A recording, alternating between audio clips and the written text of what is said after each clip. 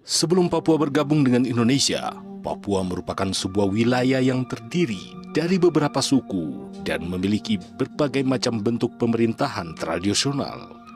Pada masa itu, New Guinea Nederland dikuasai oleh Belanda dan dikenal dengan nama Irian Barat.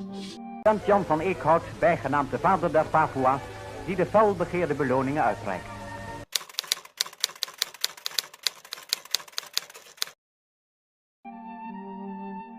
Tumbuhnya paham nasionalisme Papua di Papua mempunyai sejarah yang panjang dan pahit.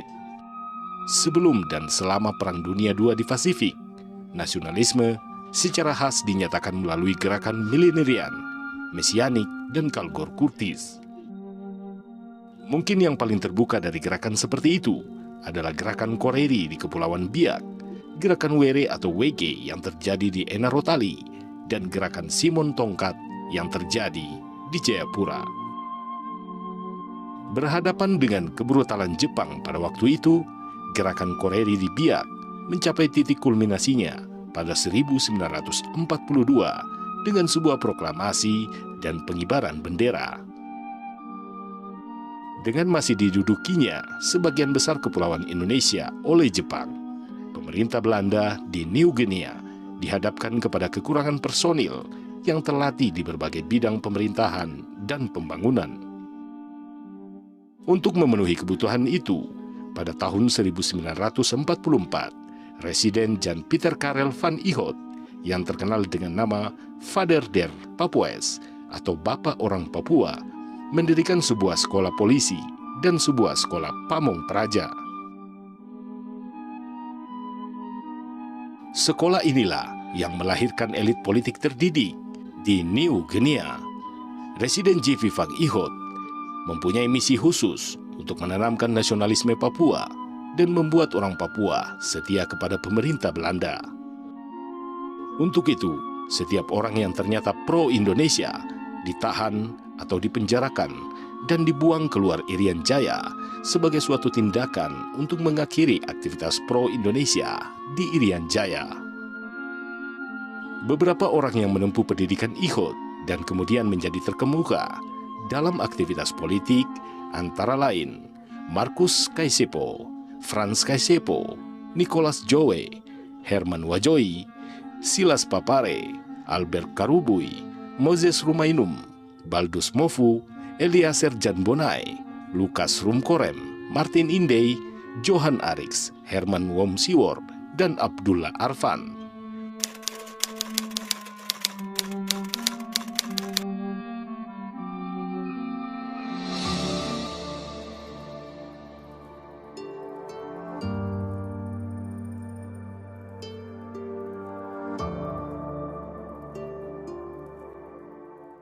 Proklamasi Kemerdekaan Indonesia pada tanggal 17 Agustus 1945 ikut mempengaruhi para pemuda terdidik tersebut, yaitu antara lain Silas Papare, Albert Karubui, dan Martin Indey.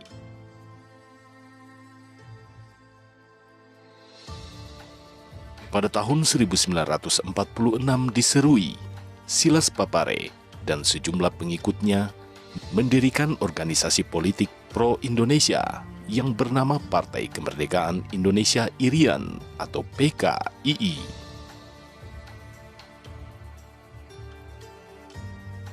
Pada tanggal 17 Agustus 1947 di Manokwari dilakukan upacara penarikan bendera merah putih yang dipimpin oleh Silas Papare. Upacara itu dihadiri antara lain oleh Johan Arix, Albert Karubui, Lodewijk, Baren Mandajan, Samuel Damianus Kawaf, dan Franz Joseph Jopari. Upacara tersebut untuk memperingati proklamasi kemerdekaan Indonesia. Akibatnya, seluruh peserta tersebut harus masuk tahanan polisi Belanda selama lebih dari 3 bulan. Pemerintah Belanda menghadapi tantangan yang berat dari organisasi PKII, sebab mereka mengklaim seluruh Indonesia Timur, termasuk West New Guinea atau Irian Barat, adalah bagian dari wilayah Republik Indonesia. Dua nasionalis Papua lainnya, yaitu Frans Kaseippo dan Johan Arix, bergabung dengan Silas Papare. Namun, Johan Arix kemudian menjadi orang yang sangat anti-Indonesia setelah mengetahui bahwa ada usaha dari Indonesia untuk mengintegrasikan Irian Jaya dengan Republik Indonesia dan bukan sebaliknya membantu kemerdekaan Irian Barat. Pada tanggal 16 hingga 24 Juli 1946 dilakukan Konferensi Malino. Hadir pada konferensi tersebut tokoh nasionalis Papua Frans Kaseippo yang memperkenalkan nama Irian bagi West New Guinea dan secara tegas menuntut West New Guinea masuk ke dalam Indonesia Timur. Tuntutan itu disampaikan dalam konferensi yang dipimpin oleh wakil pemerintah Belanda, Dr. H.J. van Mook. Namun hal ini ditolak Van Mook karena Belanda masih berkepentingan dengan New Guinea. Berbeda dengan PKII yang dibina Dr. Sam Ratulangi yang tengah menjalani pembuangan oleh Belanda ke Serui. Maka pada tahun 1954, Dr. Gerungan mendirikan suatu gerakan politik di Hollandia yang bernama Komite Indonesia Merdeka atau KIM.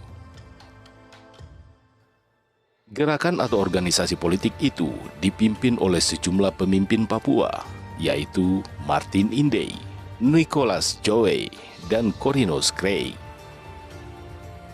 Untuk mewujudkan dan menumbuhkan nasionalis Papua sebagai suatu misi dan cita-cita, Van Ihout melarang aktivitas PKII dan KIM dan juga menangkap para pemimpinnya serta membuang mereka ke Makassar, Jawa, dan Sumatera. Mereka yang dibuang yaitu Silas Papare, Albert Karuboy, N.L. Suwages, Lukas Rumkorem, dan Raja Rumagesang. Namun kegiatan PKI dan KIM terus berlanjut di bawah tanah dengan dipimpin oleh beberapa tokoh seperti Stephen Rumbewas, Corinus Gray, Martin Indey, Abraham Koromat, Samuel Damianus Kawaf, Eliezer Janbonai, dan Eli Ujo. Untuk itu, mereka berempat pernah menikmati penjara untuk beberapa saat. Tapi semangat perjuangan itu terus hidup dan dilanjutkan di bawah tanah, yaitu semangat pro-Indonesia atau semangat ingin menggabungkan New Guinea dengan Indonesia.